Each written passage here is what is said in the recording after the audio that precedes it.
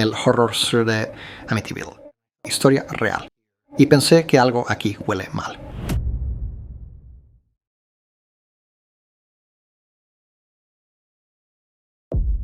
Nueve disparos de rifle rompieron el silencio de Amityville, Long Island, en 1974.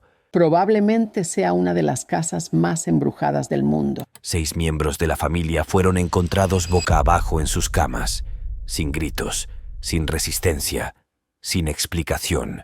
No hubo evidencia de que ninguna de las 6 víctimas hubiera intentado escapar. Medio siglo después, nuevas y escalofriantes pruebas demuestran que la verdad es mucho más oscura que la leyenda. La noche de los asesinatos. Era el tipo de vecindario donde nunca pasaba nada. Amityville, Long Island, en el otoño de 1974, eran calles tranquilas y jardines llenos de robles, familias arropadas con seguridad en sus camas. Pero dentro de la casa colonial holandesa en el número 112 de Ocean Avenue, algo se agitaba, algo que destrozaría esa calma para siempre. A las 3:15 de la madrugada, 6 miembros de la familia de Feo dormían. Al amanecer, todos estaban muertos. Un rifle calibre .35 había disparado 9 veces, atravesando el silencio. Sin embargo, nadie gritó. Ninguno de los niños corrió. Ni un solo vecino escuchó un disparo. Cuando la policía llegó, la escena desafiaba la lógica. Cada cuerpo yacía boca abajo, como si hubieran sido acomodados en un ritual, intactos frente al caos de los disparos. La sangre empapaba las sábanas, pero afuera, la noche se había mantenido inquietantemente quieta. El único sonido que alguien recordaba era el ladrido del perro de la familia. Incluso décadas después, los expertos luchaban por explicarlo. ¿Cómo podía dispararse un rifle de caza una y otra vez dentro de una casa suburbana sin despertar a las víctimas ni alertar al vecindario? ¿Qué inmovilizó a los de Feo? No era una escena de crimen común. Era el capítulo inicial de uno de los misterios más escalofriantes de la historia de Estados Unidos, y 51 años después, las respuestas siguen fuera de alcance. Las consecuencias inmediatas. En la noche del 13 de noviembre de 1974, la calma suburbana se derrumbó. Ronald Butch DeFeo Jr., el único sobreviviente de la casa, irrumpió en un bar local gritando por ayuda. En cuestión de minutos, vecinos y policías estaban en el número 112 de Ocean Avenue, donde descubrieron el horror que marcaría a Amityville para siempre. 6 miembros de la familia yacían muertos, sus cuerpos en posiciones casi idénticas, la casa aún atrapada en el sofocante silencio de la noche anterior. Al principio, Butch interpretó el papel del hijo conmocionado. Les dijo a los investigadores que había llegado a casa y había encontrado a su familia masacrada, culpando a un sicario de la mafia llamado Luis Fellini. En un pueblo donde los rumores sobre el crimen organizado no eran extraños, la historia tenía peso, al menos por un tiempo. Pero a medida que los detectives lo presionaban, comenzaron a aparecer grietas. Su línea de tiempo cambiaba, su actitud parecía ensayada y el relato empezó a desmoronarse. En cuestión de horas, la investigación dio un giro.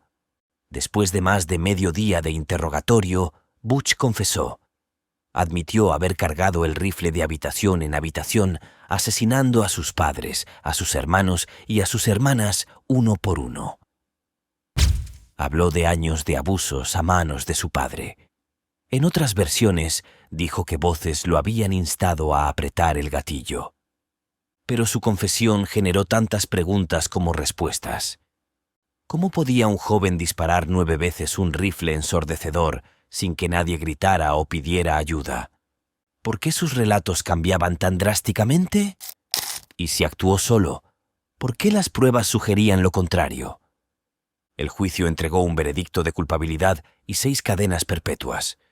Sin embargo, el enigma más profundo permanecía, y las grietas en la versión oficial dejaron espacio para que surgiera algo mucho más extraño. La familia Lutz y la maldición.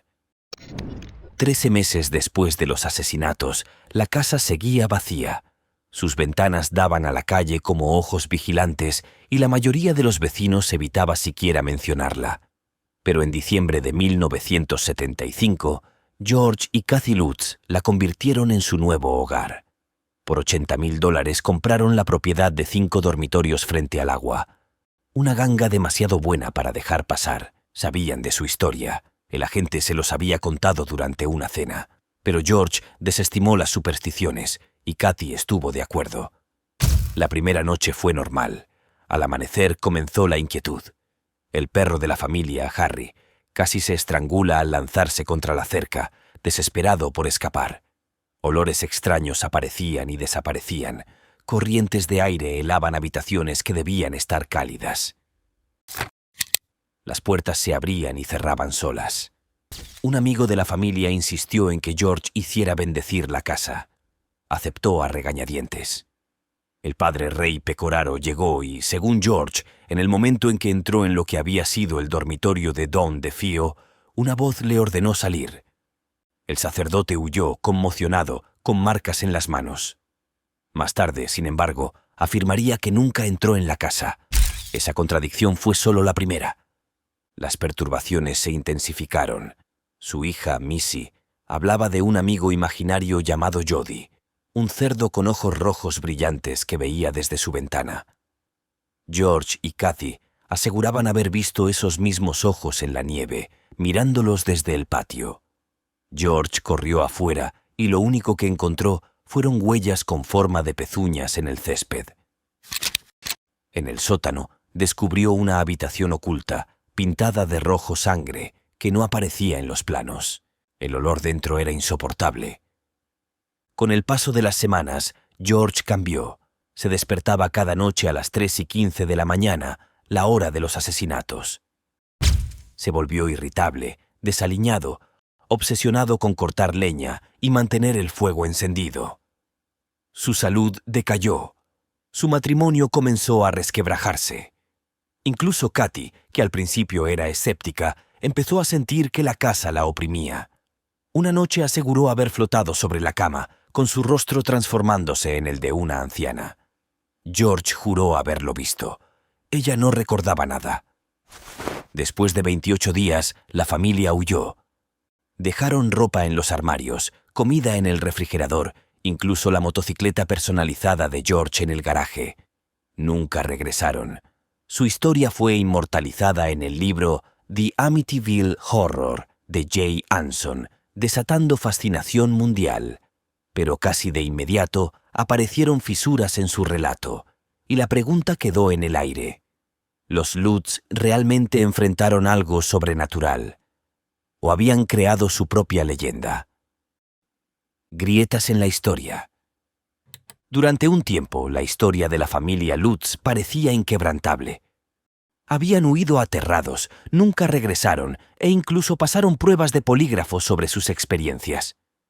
El libro los retrataba como una familia común atrapada en una pesadilla, y el público lo aceptó.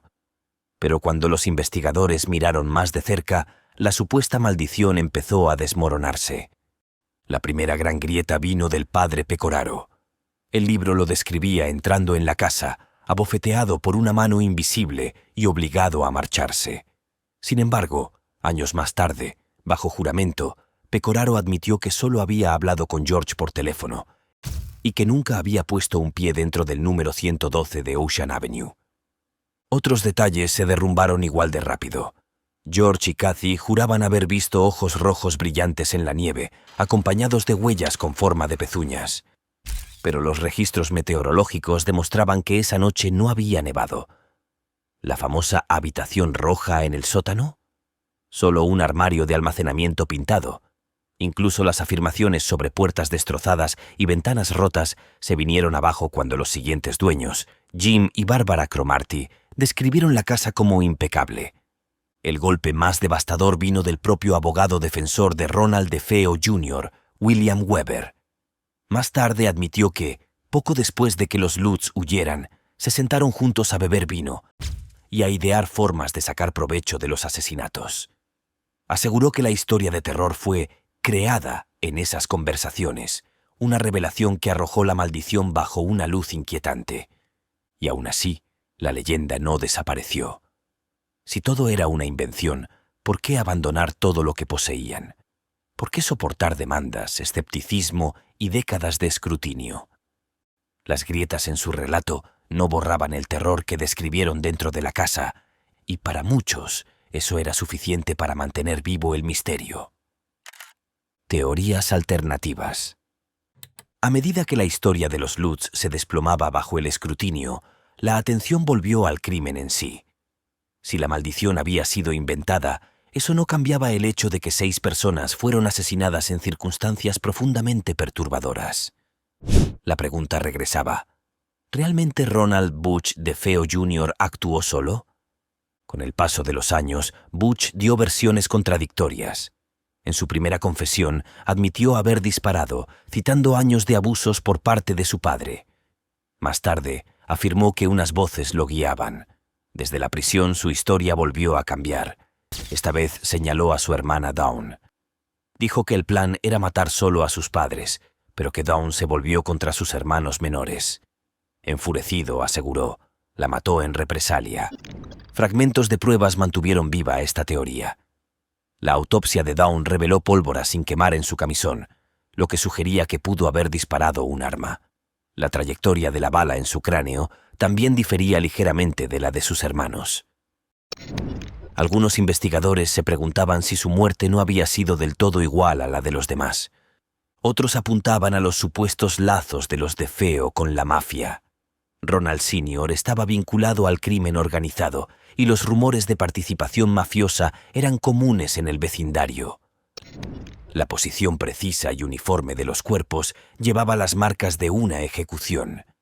Los vecinos solo recordaron los ladridos del perro de la familia, un silencio inquietante que llevó a algunos a sospechar que los asesinatos habían sido escenificados o protegidos. Incluso el propio Butch insinuó participación externa. Y está la teoría psicológica, una que descarta tanto demonios como conspiraciones. Criminólogos argumentan que la casa había estado impregnada de años de abusos, dejando a los hijos traumatizados.